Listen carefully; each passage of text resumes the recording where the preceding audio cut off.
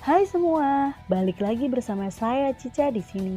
Kali ini saya bakal ngelanjutin alur cerita 5 Daudi versi novelnya ya.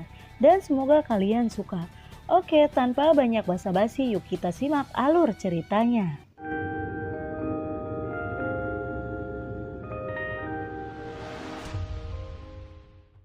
Di cerita sebelumnya, pada saat ini Sailin sedang menjalani evolusi pamungkas dari ular sanca menelan 9 warna menjadi ular sanca 10 warna. Setelah evolusi berhasil, kekuatan Sailin akan mengalami lompatan kualitatif. Setelah beberapa saat, kecemerlangan di langit perlahan menghilang, dan kecantikan yang mempesona dan menakjubkan muncul di depan mata. Selain penampilan wanita yang mengejutkan, yang lebih mengejutkan adalah kekuatan wanita tersebut. Kekuatan wanita itu cukup menakutkan. Melihat sosok cantik itu, Xiaoyan merasa lega. Setelah Sailin menyempurnakan kristal 9 warna, dia akhirnya berhasil berevolusi menjadi ular piton menelan 10 warna.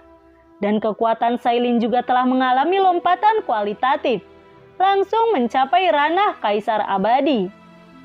Sailin melangkah ke kehampaan, dan dia muncul tepat di depan Xiaoyan. Dia lalu berkata, "Xiaoyan, kamu khawatir?" Xiaoyan meletakkan tangannya di bahu Sailin dan berkata, "Sailin, selamat." Setelah Sailin berevolusi menjadi ular sanca menelan 10 warna, kekuatannya meningkat pesat, dan dia langsung menjadi orang kuat di ranah Kaisar Abadi. Ini membuat Xiaoyan sedikit terdiam. Dia berkultivasi dengan sangat keras dan baru saja mencapai ranah penguasa abadi. Dan Sailin dipromosikan menjadi penguasa abadi, hanya dengan 1 kristal 9 warna. Namun dia juga sangat senang. Sailin dipromosikan langsung ke penguasa abadi. Sejak saat itu dia memiliki bantuan kuat lainnya di sisinya. Xiaoyan dengan lembut memeluk Sailin dan berkata sambil tersenyum, "Ayo kita pergi. Orang-orang itu telah menunggu kita selama setengah bulan. Mari kita lihat apa yang mereka tunggu untuk kita lakukan." Tubuh Sailin yang halus sedikit bergetar, dan dia berkata dengan malu-malu, "Apa yang kamu lakukan? Begitu banyak orang yang melihat." Xiaoyan mengencangkan telapak tangannya, memeluk tubuh Sailin yang lembut, dengan erat dan berbisik di telinganya, "Apa yang kamu takutkan? Kita adalah suami dan istri. Aku ingin semua orang di dunia tahu bahwa kamu adalah milikku. Jika ada yang berani menyentuhmu, aku harus membuatnya hancur." Sailin menekan tubuhnya ke dada Xiaoyan. Pipinya dipenuhi dengan kebahagiaan, dan dia mengangguk dengan ringan. Xiaoyan mengambil Sailin dalam pelukannya dan melangkah di kehampaan sebelum datang ke Jihan dan Moyu. Lalu bertanya dengan lembut, "Mengapa kamu menungguku selama lebih dari setengah bulan?" Jihan dengan hormat berkata, "Saya di sini atas perintah leluhur bela diri untuk membantu Kaisar Yan." Mendengar ini, Xiaoyan tersenyum dan berkata, "Kakak Lin yang baik hati. Baiklah, aku akan pergi ke klan roh emas, klan roh bumi, dan klan roh kayu untuk mengambil kembali sumber dari ketiga klan itu. Apakah kalian bersedia menemaniku ke sana?" Ucap dari Xiaoyan. Jihan, Moyu, dan semua kekuatan klan roh es di belakang mereka semua menjawab serempak, "Kami bersedia mematuhi perintah Kaisar Yan." Xiaoyan lalu berkata, "Kalau begitu, ayo berangkat sekarang dan pergi ke tempat di mana 3 klan spiritual berada." Xiaoyan tersenyum, berubah menjadi pita dan terbang ke kejauhan. Setelah itu Jihan, Moyu, dan yang lainnya mengikuti dengan cermat. Karena Xiaoyan melepaskan lotus api paling menakutkan dalam sejarah, sebagian besar wilayah 5 elemen benua menjadi domain api. Dan hanya sebagian kecil yang tidak terpengaruh dan selamat. Di sudut barat daya benua 5 elemen, ada tanah yang belum terpengaruh oleh api, dan masih terpelihara dengan baik. Setelah 3 klan spiritual utama kehilangan base camp mereka pindah ke tempat ini dan menggunakan tempat ini sebagai tempat perlindungan sementara mereka. Pada saat ini 3 klan spiritual utama sedang menyiksa tubuh Lei Huan Xiaoyan yang telah dibawa oleh Jin Ming, mencoba untuk membuat tubuh guntur itu menyerahkan sumber roh api. Karena 3 klan spiritual utama tidak menemukan sumber roh api di tubuh Lei Huan itu, mereka percaya bahwa sumber roh api itu pasti disembunyikan olehnya. Akibatnya 3 klan spiritual utama menggunakan hukum pidana paling kejam untuk memeras pengakuan darinya. Ketika 3 klan spiritual utama menyiksa tubuh Lei Huan Xiaoyan, mereka tidak tahu bahwa bencana akan datang kepada mereka. Tiba-tiba langit menjadi sangat gelap, dan udara dingin yang mengerikan turun dari langit. Badai salju tiba-tiba jatuh di langit, dan hanya dalam waktu singkat, area di mana ketiga ras spiritual berada tiba-tiba menjadi es dan salju. Cuaca yang tidak normal segera menarik perhatian 3 klan spiritual utama, dan para leluhur dari 3 klan spiritual utama segera memimpin kerumunan ke puncak langit. Melihat badai salju yang turun, ekspresi 3 kepala dari 3 klan spiritual berubah. Kepala klan Jinling berkata dengan kaget, "Apakah klan roh es menyerang?" Begitu suara Patriark Jinling jatuh, teriakan dingin terdengar dari langit. Benar sekali, itu adalah klan roh es. Dengarkan, 3 klan spiritual utama, kalian menyerah dengan cepat dan serahkan sumber roh bumi dan sumber roh kayu dan juga sumber roh emas. Jika tidak, 3 klan spiritual utama akan hancur. Mendengar semua itu, para leluhur dari 3 klan spiritual utama terkejut. Sumber dari 3 klan spiritual adalah hal terpenting bagi 3 klan spiritual utama. Oleh karena itu, mereka tidak akan dengan mudah menyerahkan sumber roh itu bagaimanapun caranya. Apakah kamu berpura-pura menjadi hantu di sini? Keluar dari sini! Patriark Jinlin berteriak dengan marah. Kakinya menabrak kehampaan. Seluruh orang terpental dan meninju kekosongan di suatu tempat. Duar! Dengan ledakan keras, ombak mengamuk menyebar. Sesosok terhuyung mundur dari gelombang yang menakutkan. Jihan, kamu berani membuat kami menyerah. Melihat wajah Jihan, Patriark Jinling sangat marah. Meskipun Jihan adalah pemimpin generasi muda dari 5 klan spiritual, dia belum kuat. Dia berani menantang 3 patriark spiritual utama. Oleh karena itu, kata-kata Jihan sebelumnya membuat Patriark Jinling cukup kesal. Jihan lalu berkata, "Aku tidak memiliki kualifikasi untuk membuatmu menyerah. Tetapi Kaisar Yen memilikinya. Aku diperintahkan oleh Kaisar Yen untuk mendapatkan sumber roh emas, sumber roh bumi, dan sumber roh kayu. Jika kamu tidak ingin berakhir sama dengan klan roh api, serahkan sumber 3 roh kalian," ucap dari Jihan.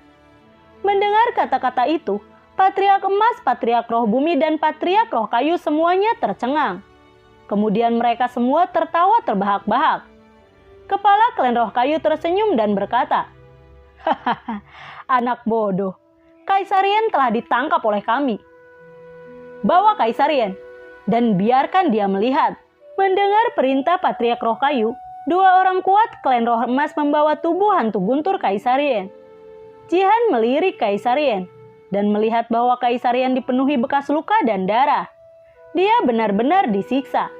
Jihan segera berkata, "Kalian, orang-orang dari 3 klan, cukup kejam untuk benar-benar menyakiti Kaisar Yen seperti ini. Tapi kalian tidak cukup kejam." Beku! Mengikuti suara Jihan, telapak tangannya menempel dengan sia-sia, dan udara dingin yang mengerikan segera berkumpul menuju tubuh Lei Huan Kaisar Yen. Hanya dalam sekejap, Kaisar Yen benar-benar membeku dan berubah menjadi es. Setelah itu ada suara ledakan. Buang! Dan Kaisar Yen meledak secara langsung. 2 orang klan roh emas di samping Kaisar Yen langsung diterbangkan. Melihat bahwa Kaisar Yen terbunuh, para patriark dari 3 klan spiritual utama semuanya sangat marah. Patriark Roh Kayu segera berteriak, "Matilah kau!" Dengan gerakan tubuhnya, pukulan yang tak tertandingi segera menyerbu ke arah Jihan. Energi yang tak tertandingi melonjak. Jihan lalu tertawa dan pergi menyerang lagi. Kepala klan Roh Kayu mengikuti. Jihan yang sedang mundur tiba-tiba berhenti, dan pada saat yang sama, sosok perlahan muncul.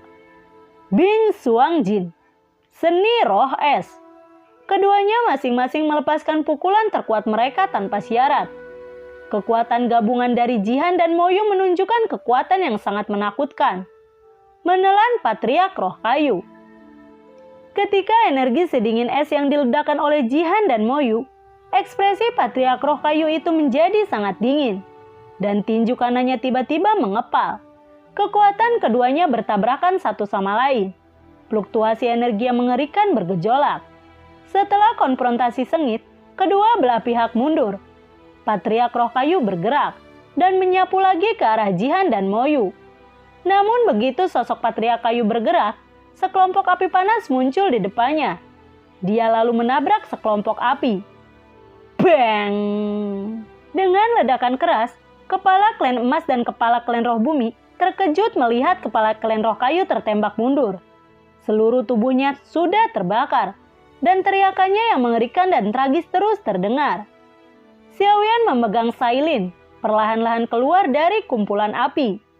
Melihat kepala klan roh kayu yang sedang dibakar oleh api, Xiaoyan bertanya dengan dingin. Aku hanya akan bertanya padamu sekali. Maukah kamu menyerahkan sumber roh kayu itu? Meskipun sumber roh kayu itu penting, hidupnya bahkan lebih penting. Oleh karena itu, Patriark Roh Kayu segera membuat keputusan dan memilih untuk berkompromi dengan Xiaoyan. Dia berkata dengan keras kepada Xiaoyan, "Aku bersedia menyerahkan sumber roh kayu itu." Xiaoyan melambaikan telapak tangannya, dan nyala api di tubuh Patriark Roh Kayu benar-benar padam dalam sekejap. Patriark Roh Kayu perlahan mengulurkan telapak tangannya, dan ketika pikirannya bergerak, sekelompok api abu-abu perlahan muncul dari telapak tangannya. Dia menyerahkan sumber roh kayu kepada Xiaoyan dan berkata, "Ini adalah sumber roh kayu. Aku mohon Kaisar Yan untuk menyimpannya." Melihat bahwa Patriark Roh Kayu menyerah kepada Kaisar Yan begitu cepat, ekspresi penghinaan melintas di mata Patriark Jinlin dan Patriark Roh Bumi. Setelah Xiaoyan mengambil sumber roh kayu, kepala klan roh kayu tiba-tiba membungkuk kepada Xiaoyan, dan kemudian dengan hormat berkata, "Kepala klan roh kayu, saya Muling dan semua anggota klan roh kayu bersedia mengikuti Kaisar Yan yang telah menaklukkan dunia.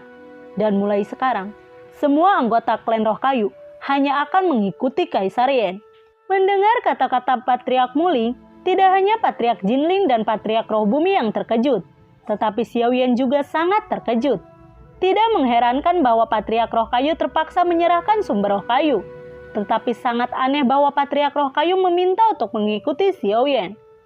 Melihat keenggangan Xiaoyan untuk setuju, Patriark Roh Kayu segera berlutut dan berkata dengan tegas, "Tolong setujui permintaanku, Kaisar Yan." Meskipun dia tidak mengerti mengapa Patriark Muling mengambil inisiatif untuk mengikutinya, tetapi melihat bahwa Patriark Muling bersikeras untuk melakukannya, dia tidak bisa menolaknya. Apalagi saat ini, dia tiba-tiba punya ide besar. Pada saat ini dia tiba-tiba berniat untuk membangun kekuatan di dunia 1000 besar. Musuh terbesar yang akan dihadapi Xiaoyan selanjutnya adalah peri tanpa hati. Dia memiliki banyak pria kuat. Oleh karena itu Xiaoyan harus bersiap terlebih dahulu. Jika kedua belah pihak akan bertarung suatu hari nanti, dia harus membawa orang kuat yang cukup. Memikirkan hal ini, Xiaoyan segera tersenyum dan berkata, "Karena kamu bersedia mengikutiku, maka aku berjanji padamu." Patriark Muling lalu berkata, "Terima kasih Kaisar Yan." Xiaoyan mengangguk, lalu menatap kepala klan Jinling dan kepala klan Roh Bumi, dan berkata, "Klan Roh Kayu telah mengikutiku. Bagaimana denganmu?" Patriark Jinling tersenyum dan berkata, "Kami tidak lemah seperti Patriark Roh Kayu.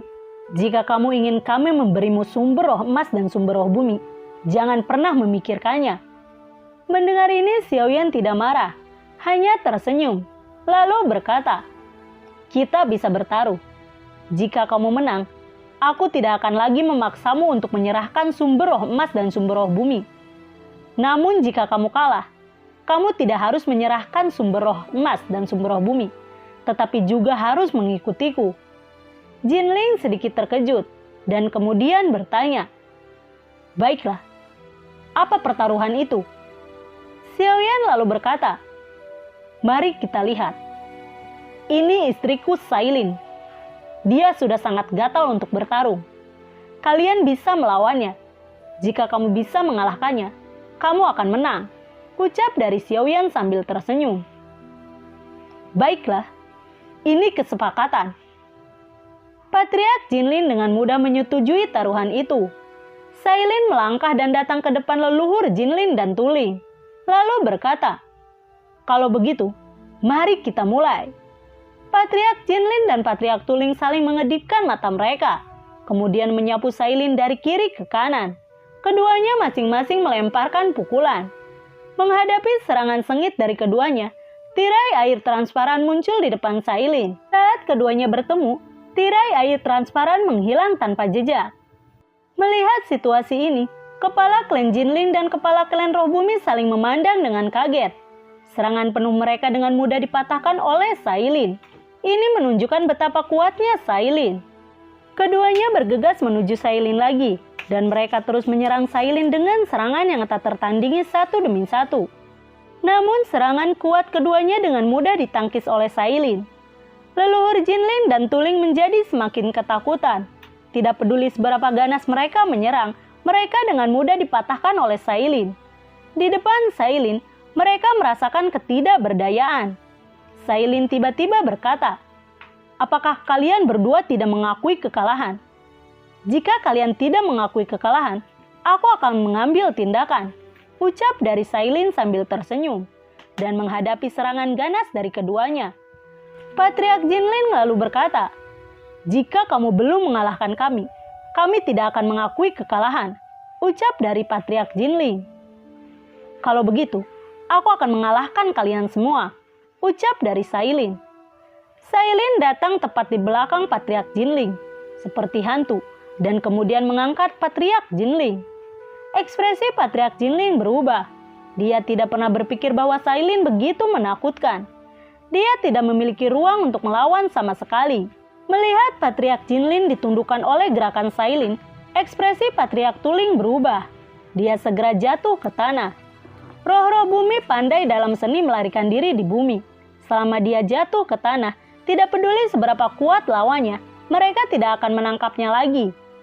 Jari Sailin mengetuk, dan air deras tiba-tiba turun ke bawah. Dalam sekejap tanah di bawah menjadi lautan. Sailin memiliki sumber roh air di tubuhnya dan dapat memanipulasi kekuatan air.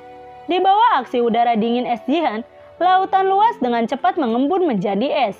Ekspresi Patriark Roh Bumi menjadi dingin. Dia dengan cepat berhenti. Meskipun dia memiliki kemampuan melarikan diri di bumi, dia tidak memiliki kemampuan melarikan diri di air es. Kepala klan Roh Bumi menghela napas dan kemudian berkata dengan enggan, "Aku mengaku kalah. Aku bersedia menyerahkan sumber roh bumi. Selain itu, aku bersedia membawa semua orang roh bumi untuk mengikuti Kaisar Yen." Sailin lalu berkata, "Bagus sekali." Sailin tersenyum dan segera bertanya pada Patriark Jinlin di tangannya. "Dia sudah menyerah. Bagaimana denganmu?" ucap dari Sailin. "Hidupku ada di tanganmu. Apa yang bisa kulakukan jika aku tidak mengaku kalah?" ucap dari Patriark Jinlin. 5 klan spiritual yang telah diwarisi selama puluhan ribu tahun hancur total dalam waktu kurang dari setengah tahun, yang membuat Patriark Jinlin merasa sangat menyesal. Jika dia tidak menyerah, hanya akan ada satu nasib, yaitu dia akan dimusnahkan seperti klan roh api. Dia segera menghela napas lalu berkata, "Aku juga bersedia mengikuti Kaisar Yen." Sailin segera melepaskan Patriark Jinlin, lalu berkata, "Karena kamu semua bersedia mengikuti Kaisar Yen, maka kamu harus menyerahkan sumber roh emas dan sumber roh bumi kepada Kaisar Yen," ucap dari Sailin. Patriark Jinlin dan Patriark Roh Bumi keduanya dengan enggan mengeluarkan sumber roh emas dan roh bumi, lalu menyerahkan kepada Kaisar Yen. Xiaoyan mengambil sumber roh emas dan sumber roh bumi dari mereka berdua, kemudian berkata, "Jangan khawatir, kalian berdua, aku, Xiaoyan, tidak akan pernah memperlakukanmu dengan buruk. 5 elemen benua akan disebut tak berujung mulai sekarang. Wilayah api tak berujung akan menjadi wilayah Kaisar Yenku. dan kalian semua adalah tetua wilayah api tak berujung. Ucap dari Xiaoyan. Lalu, bagaimanakah kelanjutan ceritanya? Nantikan video Cica selanjutnya ya. Bagi kalian yang suka akan alur cerita yang Cica bawain, kalian bisa like, komen, share ke teman-teman kalian ya.